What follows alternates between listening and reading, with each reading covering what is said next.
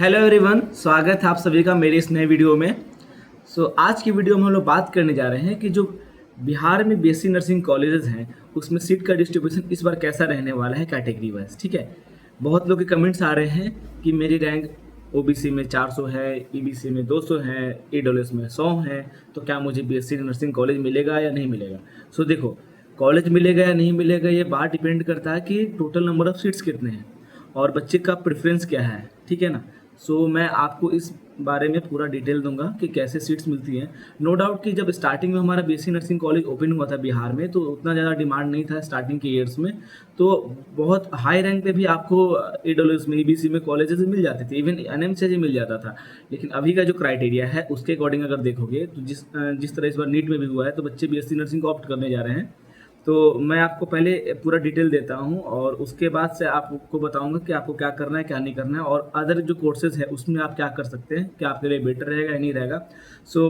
पूरी तरह से वीडियो को स्टार्ट करने से पहले मैं आपसे रिक्वेस्ट करना चाहूँगा फिर से कि प्लीज़ अगर वीडियो अच्छी लगी तो प्लीज़ लाइक करना और सब्सक्राइब कर देना मेरी मोटिवेशन के लिए, ताकि मैं ऐसी वीडियो रेगुलर बेसिस पे लाता रहूँगा। क्योंकि मेरा भी शेड्यूल बहुत ज़्यादा बिजी रहता है मेरे कॉलेज में, लेकिन मैं फिर भी टाइम निकालने की कोशिश करता हूँ आप सभी के लिए। ठीक है, तो सबसे पहले बात करते हैं कि जो टोटल नंबर ऑफ सीट्स हैं हमारे अभी BSc nursing college in Bihar में। तो total number of government seat है आपको 540। ओके, तो उसमें अगर बात करोगे कि यूआर में कितने सीट्स हैं इस बार, तो यूआर में देखो हर एक कॉलेज में 24 सीट्स होते हैं। तो 24 इंटू 9 करोगे तो 216 यानी कि 216 सीट आपको है यूआर कैटेगरी में इस बार 540 में। 216 सीट है यूआर कैटेगरी में। ईडब्ल्यूएस में है आपको टोटल 54 सीट। देखो, ईडब्ल्यूएस के लिए 10% का कोटा लगता है, तो 10% का कोटा निकालोगे अगर 540 का तो निकलेगा 54 अप्रॉक्स में। और कभी कभी क्या होता है कि कुछ कुछ कैटेगरीज ऐसी हैं जो फ्लक्चुएट करती हैं आपको कॉलेज के अकॉर्डिंग। जैसे एनएमसीएच में जाओगे तो वहाँ पे बीसी का सीट ईबीसी का सीट अलग रहता है और दूसरे कॉलेज में जाओगे तो बीसी का सीट ईबीसी का अलग रहता है। ठीक है, तो अगर बात करोगे जैसे एससी का ही बात करोगे तो एनएमसीएच में एससी का 10 सीट है, लेकिन अगर विम्स में जाओगे तो 9 सीट है, भागलपुर में जाओगे तो 10 सीट है। ऐसे फ्लक्चुएट करता है। एएनएमसीएच में जाओगे गया में तो 9 सीट है।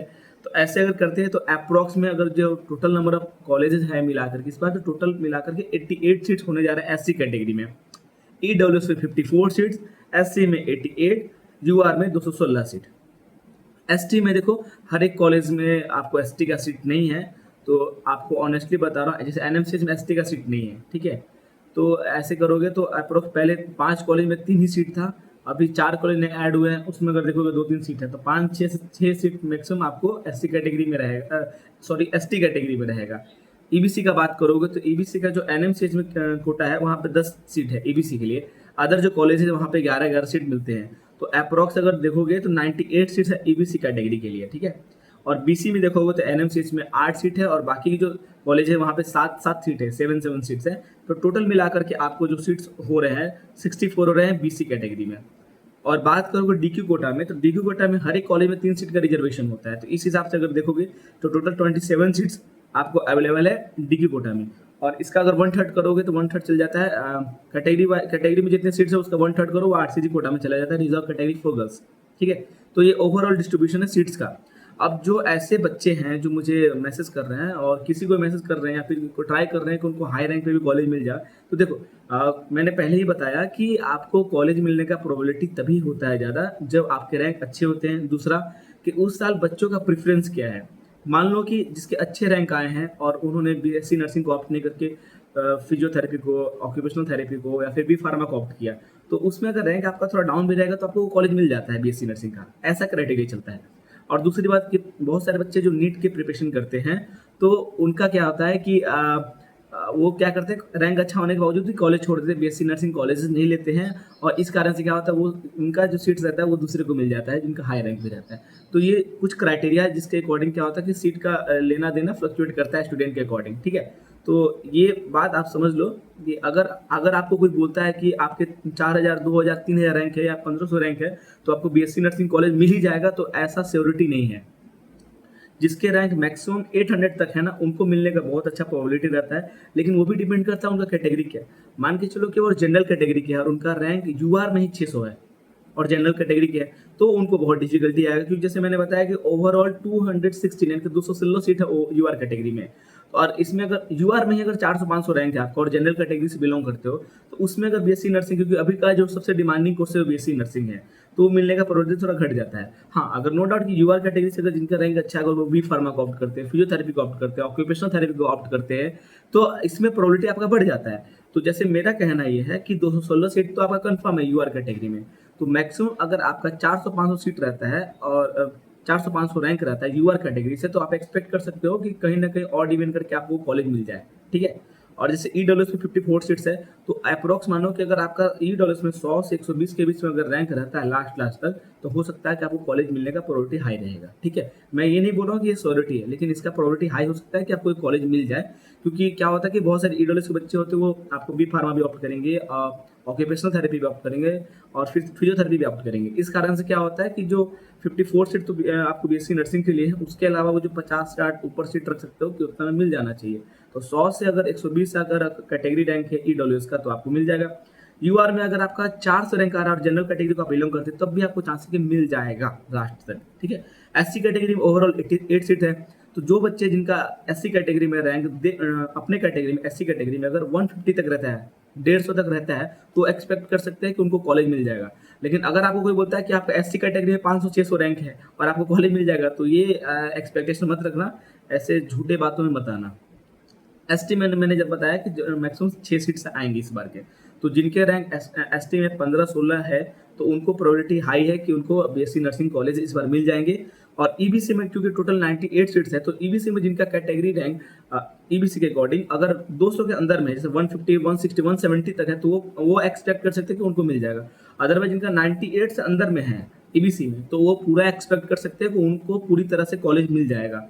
बीसी कैटेगरी में ओवरऑल सीट 64 है, तो जिनका बीसी में रैंक 80, 90 या 100 तक आता है, तो वो एक्सपेक्ट कर सकते हैं डायरेक्टली उनको कॉलेज मिल जाएगा। और इवन मोर सेफर, अगर आपके रैंक 64 के अंदर में है, तो आपको और इजीली कॉलेज मिल जाएगा, इसका प्रोबेबिलिटी रहता है। डीक्यू कोटा में मैक्सिमम सीट्स खाली रहती है, हर एक कॉलेज में डीक्यू के बच्चे पहुंचते नहीं है। सो स्टैंडिंग क्या होता है कि डीक्यू का जब सीट खाली होता है, तो वो सीट जाता है एसटी में, फिर एससी में, फिर ईबीसी में ऐसे जाता है। तो डीक्यू कोटा में 27 सीट्स है, तो जिन बच्चों के रैंक डीक्यू में 40-50 के अप्रोक्स रहेंगे, तो उनको डायरेक्टली कॉलेज आराम से मिल सकता है। और मोर सेफर के 27 के अंडर में हो, तो ज़्यादा प्रोबेबिलिटी रहता है। तो ये रहा सारा का सारा डिटेल आपको, मैंने जैसे आपको बताया कि अगर यूआर रैंक आपका है, अगर 216 के अंदर में है, तो आपको प्रोबेबिलिटी बहुत डायरेक्टली है कि आपको मिल जाएगी कॉलेज। अगर जनरल कैटेगरी से आप डायरेक्टली बिलोंग करते हो, तो 216 के अंदर में आओगे, डायरेक्टली मिल जाएगा। और इवन अगर आपका रैंक 300, 350 या 400 भी बनता है यूआर कैटेगरी से, तो आपको चांसेस है कि जनरल कैटेगरी से आपको कहीं ना कहीं इस बार बीएससी नर्सिंग कॉलेज मिल जाएंगे। प्रोबेबिलिटी है, मैं श्योरिटी नहीं दूंगा। ईडब्ल्यूएस कैटेगरी में जैसे 54 सीट्स हैं, तो जिनके रैंक 54 के अंडर में, उनको डायरेक्टली कॉलेज मिल जाएगा। और जिनके रैंक अंडर 100 है, उनको मिलने का चांसेस है। अदरवाइज अगर हाई रैंक है, तो उस पर आप ज़्यादा एक्सपेक्ट नहीं करना। और सेम चीज़ एससी में है, एससी में 88 है, तो जिसका 100 और 150 के अप्रोक्स रहेगा एससी कैटेगरी में रैंक, उसको मिल जाएगा। एसटी में अगर अंडर 15 है, तो आपको बीएससी नर्सिंग कॉलेज के मिलने के चांसेस है। ईबीसी में अगर आपका अंडर 150, 200 है, तो आपको मिलने का हाई चांसेस है। बीसी में अगर अंडर 100 है, तो हाई चांसेस है, लेकिन मोर सेवर 64 के अंदर होना चाहिए। और डीक्यू कोटा में अंडर 40-50 है, तो आपको मिल जाएगा, इतना प्रोबेबिलिटी रहता है। क्योंकि अदर भी कोर्सेज हैं जिसमें बच्चे ऑप्ट करेंगे, एग्रीकल्चर भी उसमें आ जाता है, तो एग्रीकल्चर में भी सीट्स है, बीपीटी में भी है, बी फार्मा में भी है, बीओटी में भी सीट्स हैं, तो वहाँ भी बच्चे ऑप्ट करेंगे। तो ऐसा नहीं कि सारे के सारे बच्चे बीएससी नर्सिंग कोर्सेज ले लेते हैं, तो ऐसा भी चलता है, ठीक है। अब मैं बात उनके लिए बताने जा रहा हूँ जिनका रैंक बहुत ज़्यादा हाई है। सो देखो, जिनका रैंक बहुत ज़्यादा हाई है, तो आपके लिए मैं बता रहा हूँ कि बस बीएससी नर्सिंग कोर्सेज से ही आपका फ्यूचर डिसाइड नहीं होगा। वहाँ पे बहुत सारे कोर्सेज है जो बहुत अच्छा फ्यूचर अपॉर्चुनिटी आपको प्रोवाइड करेंगे। जैसे देखो, मेरे बहुत सारे दोस्तों ने फिजियोथेरेपी करा है, मेरे बहुत सारे दोस्त अभी बीसीओ पे पटना में वहाँ पे ऑक्यूपेशनल थेरेपी कर रहे हैं। तो अच्छे रैंक लेने के बाद उन्होंने डिसाइड करा था कि उन्हें ऑक्यूपेशनल थेरेपी करनी है और फिजियोथेरेपी करनी है। और क्योंकि क्या होता है कि फिजियोथेरेपी करने के बाद, ऑक्यूपेशनल थेरेपी करने के बाद एक डॉक्टर का लेवल भी आपके नाम पे आगे लग जाता है। तो उस कारण से बहुत सारे बच्चे अच्छे रैंक के बावजूद वो क्या करते हैं, फिजियोथेरेपी और ऑक्यूपेशनल थेरेपी लेते हैं। इसके अलावा आपके पास एग्रीकल्चर में बहुत अच्छा स्कोप है, हमारे बिहार स्टेट के लिए बहुत अच्छा स्कोप है। और उसके अलावा बी फार्मा में थोड़ा जो हमारे 2 कॉलेज है, एक आपको हमारा गवर्नमेंट फार्मेसी इंस्टीट्यूट है, ठीक है, जो BSc nursing college NMCH Patna के जस्ट बगल में है, और दूसरा है एमआईटी मुजफ्फरपुर वाला। ये 2 कॉलेजेस हैं, तो वहाँ भी आपको अच्छा अपॉर्चुनिटी मिल सकता है अगर बी फार्मा करना चाहें तो। अदरवाइज अगर बीएससी नर्सिंग में आपका रैंक उतना अच्छा नहीं है कि बीएससी नर्सिंग ना मिले, तो मैं आपको बोलूँगा कि आप फिजियोथेरेपी के लिए जाएँ, फिर ऑक्यूपेशनल थेरेपी के लिए जाएँ, फिर आप जा सकते हैं बी फार्मा के लिए और उसके बाद जा सकते हैं आप एग्रीकल्चर के लिए। तो बहुत अच्छा अपॉर्चुनिटी है। जिनके रैंक 1000-1200 है या 800 के ऊपर है ना, उनको फिजियोथेरेपी मिल सकता है, ऑक्यूपेशनल थेरेपी, बी फार्मा मिल सकता है, एग्रीकल्चर मिल सकता है। तो मेरी बात को आप ध्यान में रखना कि जो मैंने इतना सीट्स बताया आपको बार बार कि यूआर में 216 डायरेक्टली उनका सीट रिजर्व है। फिर आपको अगर बात करोगे ईडब्ल्यूएस में 54 है, एससी में 88 है, एसटी में 6 है, ईबीसी में 98 है, बीसी में 64 है, डीक्यू में 27 है। तो अगर आपका रैंक डायरेक्टली अंदर में है तो आपको डायरेक्टली कॉलेज मिल जाएगा, और उससे अगर हाई है तो यूआर में अगर आपका 300-400 जनरल रैंक के अंदर में है तो मिल जाएगा। ईडब्ल्यूएस में अगर 100 है तो मिलने का चांसेस है। एससी में अगर आपका 150 तक है तो मिलने का चांसेस हाई है। एसटी में आपका 15 के अंदर है तो हाई चांसेस है। ईबीसी में अगर 150-200 के बीच में है, अंदर में है उसके, तो मिलने का चांसेस है आपको। बीसी में 100-120 के बीच में है तो आपको हाई चांसेस है। और डीक्यू में अगर आपका रैंक 40-50 के भी अंदर रहेगा तो मिलने के चांसेस बहुत अच्छे खासे हैं आपके, क्योंकि सारे के सारे बच्चे जाकर के बीएससी नर्सिंग कॉलेज नहीं लेंगे। तो और मैं उन बच्चों के लिए भी बात बोलना चाहूँगा कि जिनके रैंक बहुत ज़्यादा हाई है, जैसे कि 300 मतलब मान के जो 3000-4000 है, और वो एक्सपेक्ट करें कि मुझे बीएससी नर्सिंग मिल जाना चाहिए, और इस चक्कर में आप जाके काउंसलिंग करवा दोगे, किसी को पैसा दोगे, इसकी कोई ज़रूरत नहीं है। मैं टू बी ऑनेस्ट मैं डायरेक्टली बोल रहा हूँ, इस रैंक पे बीएससी नर्सिंग कॉलेज नहीं मिलता है, नहीं मिलता है।